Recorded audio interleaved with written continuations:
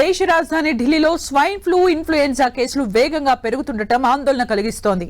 ఈ ఏడాది ఇప్పటి వరకు నగరంలో ఏకంగా 1777 కేసులు నమోదైనట్లు ఢిల్లీ ఆరోగ్య శాఖ ప్రకటించింది.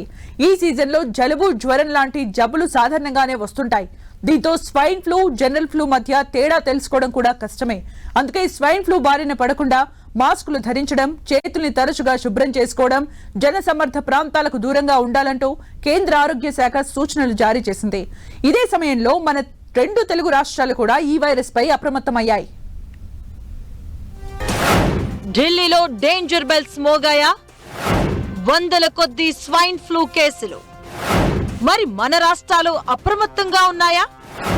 భయం కాదు, జాగ్రత్త ముఖ్యమంటున్న వైద్యులు. ఢిల్లీలో స్వైన్ ఫ్లూ కేసులు బెంబేలెత్తిస్తున్నాయి. సీజన్లుగా వస్తున్న జలుబు, జ్వరమేదో, స్వైన్ ఫ్లూ వైరస్ కేసులేవో తెలుసుకునేలోపే వీటి వేగం పెరిగిపోతుంది. దీంతో ఇప్పటికే దాదాపు 1800 కేసులు నమోదయ్యాయి. ఒక్కసారిగా ఇలా H1N1 వైరస్ కేసులు పెరిగిపోవడంపై జనంలో ఆందోళన నెలకొంది.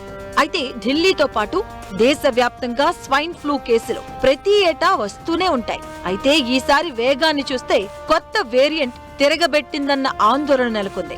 సైంటిస్టులు మాత్రం అలాంటిదేం లేదని భరోసా ఇస్తున్నారు.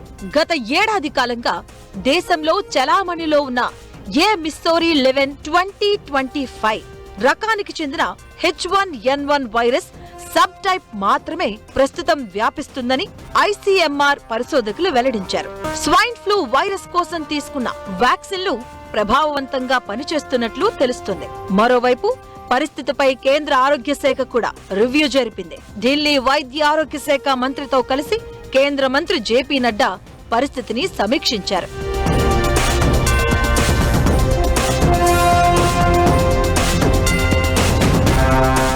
ఈ ఏడాది ఢిల్లీలో నమోదైన మొత్తం 2602 సీజనల్ ఇన్ఫ్లుయెన్జా కేసుల్లో ఎక్కువ H1N1 రకానివే కావడం గమనార్హం.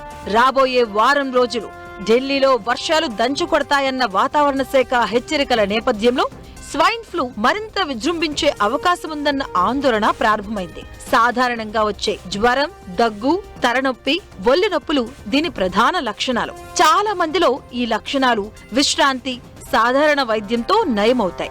అయితే చిన్నారులు, వృద్ధులు, ఇతర తీవ్రమైన అనారోగ్య సమస్యలు ఉన్నవారు మాత్రం ఈ వైరస్ పట్ల అప్రమత్తంగా ఉండాలని వైద్యులు సూచిస్తున్నారు.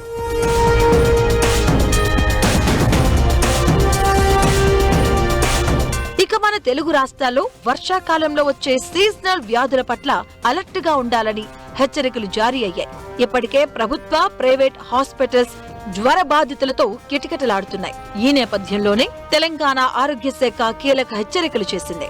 సీజనల్ వ్యాధులు పెరిగే ప్రమాదం ఉందని, dengue, malaria, chikungunya, viral fevers, ఇన్ఫ్లుయెంజాపై అప్రమత్తంగా ఉండాలని శాఖాపరంగా హెచ్చరికలు చేయడంతో పాటు ప్రజలకు కూడా ప్రతి శుక్రవారం డ్రై డే పాటించాలని పిలుపునిచ్చింది. తాగే నీరు కలుషితం కాకుండా చూసుకోవాలని, ఫిల్టర్ చేసిన లేదంటే మరిగించిన నీరే తాగాలని సూచించింది.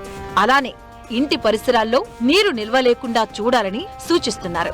జ్వరం, దగ్గు, గొంతు నొప్పి, ఒళ్ళు నొప్పులు ఉంటే వెంటనే హాస్పిటల్ కి వెళ్లాలని, అత్యవసర పరిస్థితుల్లో 108 అంబులెన్స్ సేవలకు కాల్ చేయాలని సూచనలు జారీ చేసింది. ఏపీలోనూ జ్వర పీడితుల సంఖ్య, శ్వాసకోశ జబ్బులతో బాధపడే చిన్నారుల సంఖ్య పెరిగిందంటున్నారు.